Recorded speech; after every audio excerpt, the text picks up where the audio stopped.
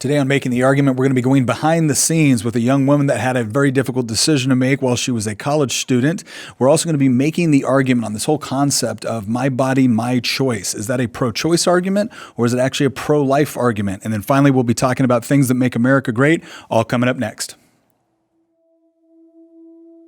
One thing I've learned is this, in politics and in combat, cowardice is contagious, but so is courage. And if you're willing to be the first person over those ramparts, you will be shocked at how many people will come with you. I'm asking you to come with me. I'm asking you to be a part of the generation that will restore the promise of this country and breathe new life into it. Often when we talk about the issue of abortion, there's this common, I would say, misconception that people on the right have no sensitivity toward the woman that finds herself in a situation that she didn't plan for, that she didn't anticipate, and now all of a sudden her entire life is going to be altered in a way that, again, she just wasn't planning for. And I'm always remembered of a story of someone who, they had worked really hard throughout high school. They had to graduate early because her father got sick. And so she graduated early in order to get a job and help to pay for medical bills, help to take care of the family. But she had done well in high school. And the end result was that she got the ability, a scholarship to go to a university in Southern California, which was a Bible college, and to study nursing. And that's what she wanted to do. She wanted to study nursing. She wanted to study Spanish.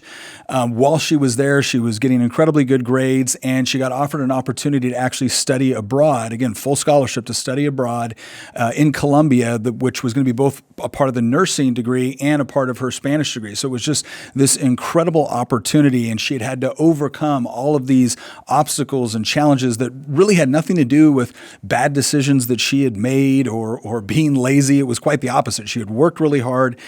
Despite the challenges that came down, she had helped out with her father when he was sick, helped out with the family, helped out with her younger brother and sisters. Very, very dedicated, again, to helping others. But here was this, finally this opportunity for her to be doing exactly what she wanted to do. And the next thing she realizes is she was pregnant. And again, she was not just pregnant in college, she was pregnant at a Bible college. And there was very strict rules with respect to that sort of thing. And her scholarship, the future of her college career, all of it was tied up in this moment. And obviously she had a lot of people, to include friends, that were telling her, well, the easy option at this point would be to go and get an abortion. And she just couldn't do it. She looked at this as a human life. She looked at it from the perspective of, the opportunity that she would have to raise a child.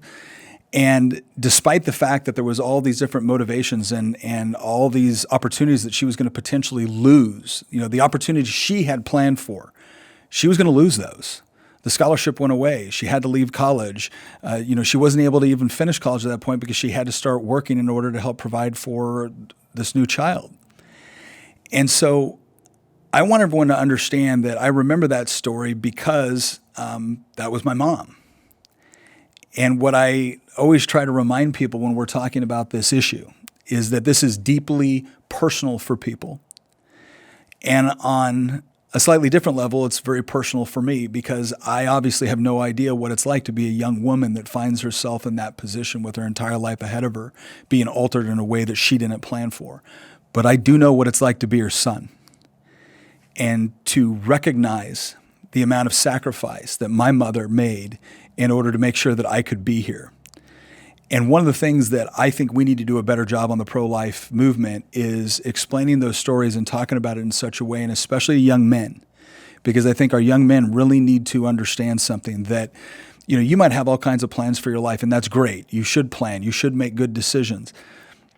But if you get a girl pregnant, her well-being and the well-being of your child, that becomes your top priority automatically.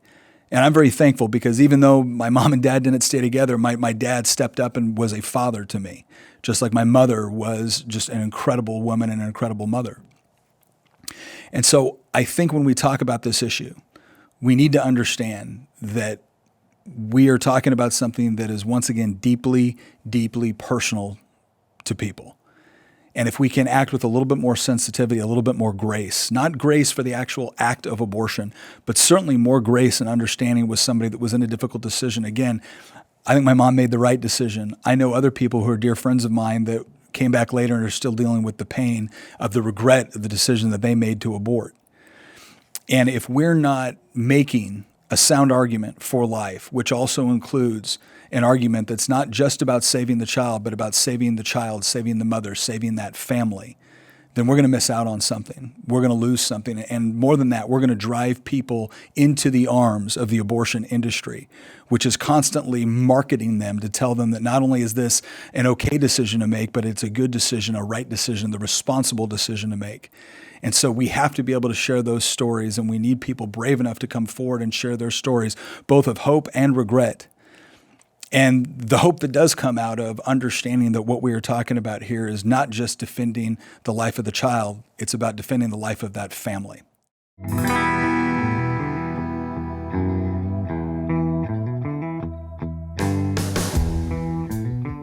For our Making the Argument segment, I want to talk about something that is probably the most common argument that is made in favor of abortion. And that is the argument of my body, my choice. Now, I've seen a lot of different pro-lifers respond to this in certain ways, some more effective than others, but generally the typical response is, your body, your choice, but when it's the baby, we're talking about a second body, and that's different. And there's nothing really wrong intellectually or logically with that kind of reasoning, but I think we give up an opportunity when we jump right to that debate. And so what I want to do today is kind of break down the whole concept of my body, my choice. Because as I've said before, a lot of times when somebody makes an argument, they're carrying into that argument certain presuppositions. There's certain philosophical precepts that they have smuggled into the debate. And a lot of times, if you can just slow the conversation down a little bit and focus on those presuppositions, you can actually get someone to come to a different conclusion, not by telling them how wrong they are, but just by asking some very relevant and timely questions. So let's break it down. Like I said before, someone says, my body, my choice. You can immediately go to the argument that the baby is a separate body. That baby should also have protections. And there's nothing wrong with that. Perfectly valid. Here's one of the things I like to do, though. When somebody says, my body, my choice, I say, why? That's the first question I ask. Why do you think that? Why do you think your body, your choice? And a lot of times the initial response you'll get from this is one of almost kind of like anger or indignation. It'll be like, well, so you don't think it's my body? You don't think it's my choice? To which I usually respond, no, I'm not saying that at all. In fact, I find the argument, my body, my choice, on a general principle level to be very compelling. I'm wondering why you find it compelling. And again, you'll usually get a little bit of confusion here because most people have grown up, especially in a free country. If you've grown up in a free country, you have this natural inclination to believe that, well, of course it's your body, and of course you should have a right to do with it what you want. Right? That's almost like a foregone conclusion. It's so natural to us that we don't even think of any sort of reason or circumstance where we would have to defend such a concept. Of course, if it's not your body, your choice, what are you saying? You support slavery? What are you saying? You support someone being able to use their body in a way to compel you to do something that you don't want to? I mean, that just seems antithetical to human freedom. But again, that whole indignation that they're feeling, that's based off of a philosophical principle, and we want to get them to acknowledge that. So when I ask the question, why do you think it's your body and why do you think it's your choice? I'm forcing them to unpack why they believe these things. And generally speaking, what you'll find is it comes down to a couple of general notions, right? One notion is, well, of course it's my body because I have ownership over my body, right? It's mine. And like, okay, I can agree with that. I can agree that it's your body, but why do you think it should be your choice? Okay, so even if I acknowledge that it's your body, right, why should it be your choice? Why can't it be someone else's choice? And you'll start to see the argument. Again, that righteous indignation over the idea that, well, if it's your body, then you have ownership of it, right? The whole fact of calling it your body implies ownership. And if I have ownership of my body, well, then of course I should get to use it the way I want. And that's usually the part where I stop and say, you know what, that makes sense to me. So what you're saying is that as a person, you have value and you have ownership of your body. So here's my question. If you were to go over to your neighbor and punch them in the face and steal their wallet, could you then look at them and say, well, my body, my choice? To which they say, well, of course not. That's ridiculous. Okay, well, why is it ridiculous? Well, because they also have a body and they also have a choice. I said, okay, great. So we're agreed, right? Everything we've said so far, we've agreed on. We've agreed that you do have ownership over your body. We agree that you do have value, and we agree that you should be able to make the choices for your body. But there's a limiting principle now, right? The general principle is it's your body and you should be able to control it. The limiting principle is the moment you use your body to harm or affect somebody else, well, now you violated a different principle, right? You violated that person's sovereignty. You violated that person's body, and that's what we're trying to prevent.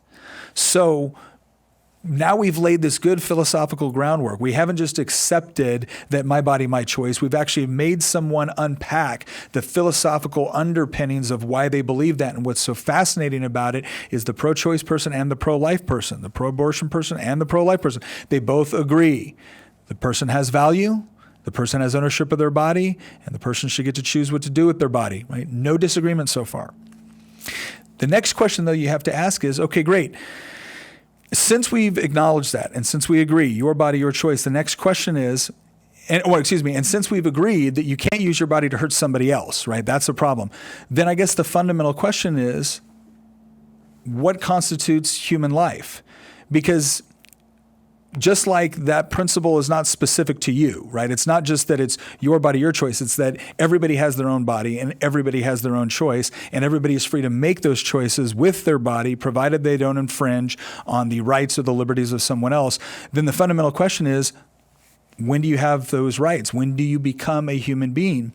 And the thing here is we don't have to get into this long, drawn-out argument on just opinions or feelings. We can actually look at the criteria that we use, the scientific criteria that we use to distinguish between life and non-life, to distinguish between human life and other forms of life, and from a legal component to distinguish between someone that's guilty of a crime or an imposition versus someone that is innocent of a crime or an imposition. And it's going to be important to utilize all of these. So the first step I usually like to do is, okay, well, let's distinguish between life and non-life. What scientific criteria do we use? So for instance, we know that this table is dead. Well, okay, how do we know that? Or we know that it's not alive. The reason why it's not alive is because it doesn't have any of the characteristics of life. And those characteristics are things like homeostasis, reproductive capacity, growth, movement, the ability to turn food into energy, right? All of these different criteria are what we use in the scientific world to distinguish between life and non-life. And using those criteria, we can easily distinguish between why the table is not alive, but the puppy is alive, right? There's no problems there. So that's the first question. When is it living? When is something alive? The next question that we have is human life versus non-human life. So obviously we treat human life generally different than we treat dog life or cat life or bird life, right? It doesn't mean those other forms of life don't have any value or meaning. It's just that we acknowledge that there is a difference, that there is a moral difference between human life and other forms of life. So again, without trying to, bring in any sort of other criteria, just using the scientific criteria, how do we distinguish between human life and non-human life? Well, there's a variety of characteristics. And if you meet those characteristics, you are human life, not some other form of life. And what's so interesting is that in the womb, you possess all of the deoxyribonucleic acid, right? DNA, that has the entire genetic code for who you're going to be, what your hair color will be, what your eye color will be, how tall you will be. All of that stuff is already written into your genetic code in the womb. So if at the moment of conception, you meet all of the scientific criteria for being alive, and you meet all of the unique scientific criteria for being human life, well, then the third question that we have to ask ourselves is the question of innocence, right? Legal innocence. Because even when you can get someone to acknowledge that it is a human life. A lot of times they'll say, well, that's different because the baby is now imposing their will on the mother by being in the womb. Well, now we get into the question of cause, right? First cause, second cause. What's an initial act versus a reaction? So for instance, if I come up and I hit you, right, that's an aggressive act. If you block me or defend, or you hit me back in self-defense, we judge that act differently than the aggressive act. Now, what's interesting about pregnancy is that the vast majority of pregnancy all throughout the world occurs through voluntary cooperation between a man and a woman, right? They have made a conscious decision to engage in a sexual act that both of them are aware can bring about a pregnancy. Right? So when we look at the child in the womb, we cannot, fairly determine, or we cannot suggest that the child is the one that put themselves in that situation, right? They didn't have the capacity, either mental or physically, to put themselves in that situation. That was as a result of the act of the mother and the father. So the first cause is the mother and the father engaging in a sexual act, which they know can bring about pregnancy. The second cause, or the reaction to that first cause, is the child simply doing what it needs to do to survive within its environment. Now, and that is why when somebody tries to come in and say, well, the baby is imposing their will on the mother has a right over her own body or has a right to liberty. Again, your right to liberty is restricted in this manner, right? You have the right to live your life the way you want, provided it does not infringe on the liberty of someone else. So clearly in this case, the first cause is not the baby, invading the mother's body. The first cause is the mother and father engaging in an act which creates a pregnancy. The baby is simply reacting to that. And so it's not fair to treat the baby as if it's an aggressor at this point, or if it's imposing its will. It's clearly not doing those things. The other aspect that we have to look at is some people make the claim that, well, a baby is engaged in a parasitic relationship with the mother. Again, this is a misunderstanding of what a parasitic relationship is. If you look at the way a woman's body is actually formed, it is designed to be able to contain life, nurture life, and to be able to deliver that life. So it's not a parasitic relationship in the sense that you have a virus or a bacteria or some other sort of insect living off of you. In a parasitic relationship, you have something that is not necessarily meant to be. You don't have a host body which is designed to be able to nurture that particular parasitic entity. Instead, it's invading and imposing its will at the detriment of the person, right? That's not the sort of relationship that you see in reproduction, right? When species are designed to be able to propagate that species, you can't call that a parasitic relationship. Just because someone is getting value or is getting nourishment from a host doesn't mean they're a parasite. Again, to make that claim is to go beyond the scientific definition of what that is. So let's wrap all this up real quick. The argument begins with my body, my choice. Instead of going straight to talking about the child's body, first get them to acknowledge why it is they believe that A, it's their body, and B, they have any choice over it. Because that is inevitably going to lead you down the road of talking about inherent worth of human beings. It's going to talk about ownership of one's person. It's going to get you down to the conversation of personal responsibility for one's actions.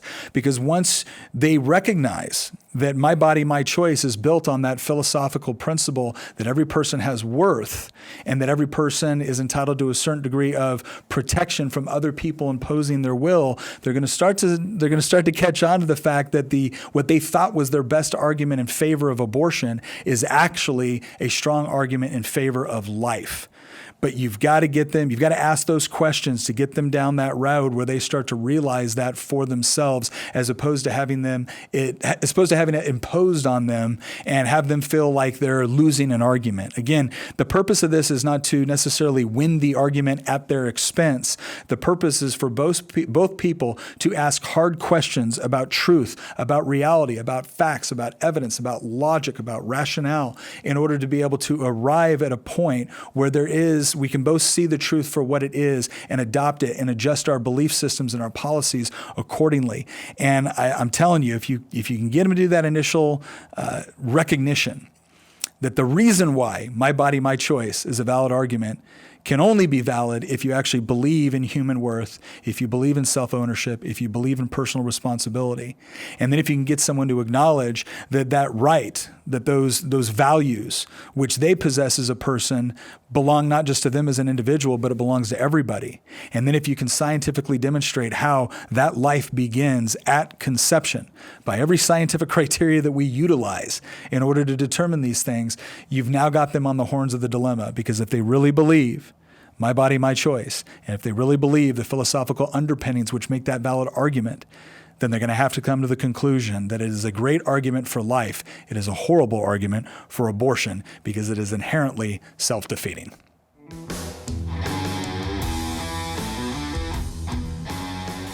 On Things That Make America Great, I want to talk about a good friend of mine named Gianna Jessen. Now, Gianna Jessen is an incredible woman. This was a woman that her mother attempted to abort her. The abortion was not successful, thank God, but it did leave her with significant medical difficulties that she has been fighting through her entire life. And I always knew about Gianna. I had listened to her speak. She's actually testified before Congress before about her experience. But she actually came to my hometown in order to speak at one of our Crisis Pregnancy Center banquets. And Crisis Pregnancy Center is an outstanding organization that really meets not only the emotional and spiritual, but the physical needs of women in crisis, really of families in crisis. And they provide counselors, they provide resources so that women feel the ability to choose life. And Gianna came as our keynote speaker. And again, she has been really fighting with these medical difficulties, these debilitating medical difficulties, which create a situation where at this point she could barely stand up.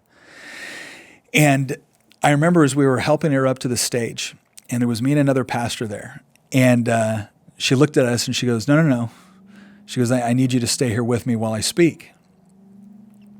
Because she refused to sit down and speak to the audience. She was going to stand. And yes, she needed some help, but she was going to stand and she was going to deliver her message. And you would think someone that had gone through that and had every right to be bitter, every right to be angry, every right to be frustrated, but all you heard from her was joy and hope and laughter and humor. Even when she was explaining how later on she met her birth mother. And her birth mother came up to her at one of the events that she was speaking at and introduced herself. And Gianna said, I forgive you. And her mother responded with, I don't need your forgiveness. And I can't imagine the sense of rejection that she must have felt in that moment. But she didn't respond in kind. She responded with joy and with forgiveness and with happiness because that is who she is. And when she talks about the love of Christ in her life, when she talks about her hopes for the future, she tells her story of what happened to her and the difficulties of it, not because she's dwelling on it and not because she wants you to feel sorry for her, but because she wants you to understand the very real consequences that abortion has on lives, to include abortion survivors. But her message overall is, again, one of hope and overcoming challenges. And it is so great to see her as she's posting on Facebook and she's talking about being at the gym and, again, getting over those physical disabilities and fighting through them because she insists on fulfilling the purpose for her life to its utmost every single day. She glorifies God in everything that she does. She preaches hope to people, and the experience that she has is so incredibly powerful. So I would just encourage you, look up Gianna Jessen and look at her testimony before Congress, because I would argue that there is nothing more powerful than somebody that has been a victim of the abortion industry, getting up and explaining in detail what it meant, not just at that moment in their life, but what it's meant for their entire life. But to do so with absolute courage and determination and hope for the future. That is all we have time on Making the Argument with Nick Freitas today. I want to thank you for joining us. Again, please, if you have questions on any of the different examples of the arguments that we're giving, leave those on our YouTube page. You can always visit our website at nick4va.com. There's ways to get in touch with us there. We want to be able to come up with more podcast episodes that directly answer the questions that you're the ones looking for answers for. And the more feedback we can get, the better we can do that. Also, we would love it if you would give us a 5-star rating. Again, ratings are the currency of podcasts. The better the ratings that we can get, the more opportunity we have to share this with other people. So please give us a 5-star rating, share it with your friends, start these conversations, and give us the feedback so that we can continually update the show in order to make sure that we're meeting your needs. Again, I'm Nick Freitas with Making the Argument, and thanks for being with us.